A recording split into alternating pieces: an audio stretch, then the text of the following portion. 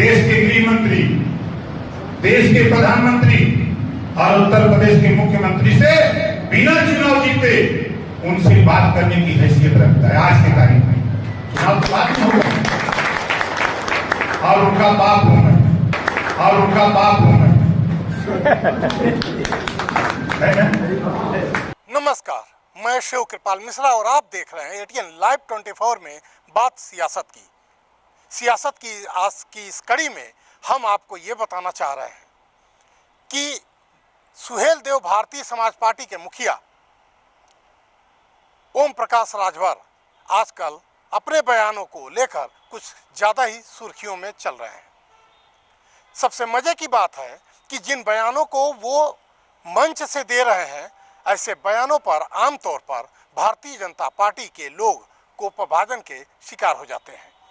यानी भारतीय जनता पार्टी के नेताओं के बड़े बड़े नेताओं के बारे में जिस तरह की बात होती है, उस पर भारतीय जनता पार्टी कहीं ना कहीं किसी न किसी तरह का एक्शन जरूर लेती है। इसके बावजूद वो क्या कारण है कि ओपी राजभर, जो अपने क्षेत्र में पियर का चाचा के नाम से भी मशहूर हैं, वह जिस तरह के बयान दे रहे हैं उस पर भारतीय जनता पार्टी का कोई नेता उफ तक नहीं कर रहा है। तो क्या माना जाए इसका मायने? जहां ओपी राजभर अभी पिछली बार आपने सुना होगा कि कैसे वो कहते नजर आते हैं कि हम फला मंत्री हैं और आगे भी हम मंत्री रहेंगे, और इस आचार संहिता में भी वो कहते हैं कि आप हमको समझो कि मेरा कितना बड़ा पद है और मैं क्या क्या कर सकता हूँ। इसके बाद आज की बात अगर हम करें तो आज ताज़ा उन्होंने फिर से एक बयान दिया है कि दिल्ली वालों ने उनसे पूछ कर मंत्रालय दिया था।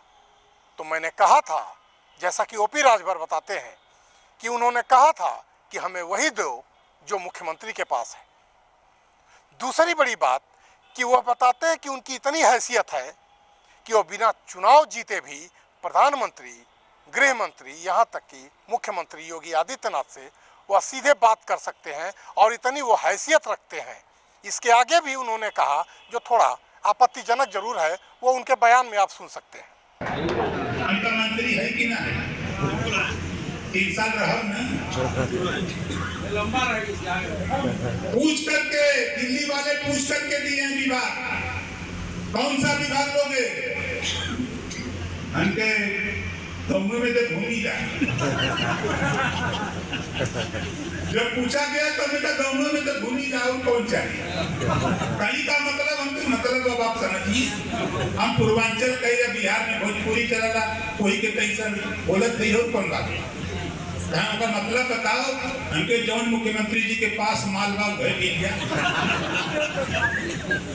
साथियों, मुझे आश्चर्य लगा एचएम साहब की बात और पीएम साहब की बात।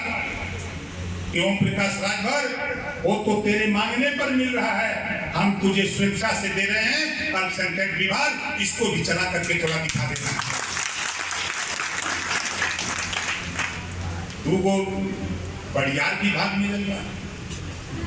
अब हमारे पत्रकार भाई बाल का खाद निकालत हो, चलावो तुमन की तो धमकी दे, तुमन की धमकी हो। बोले भाई कोई धमकी है?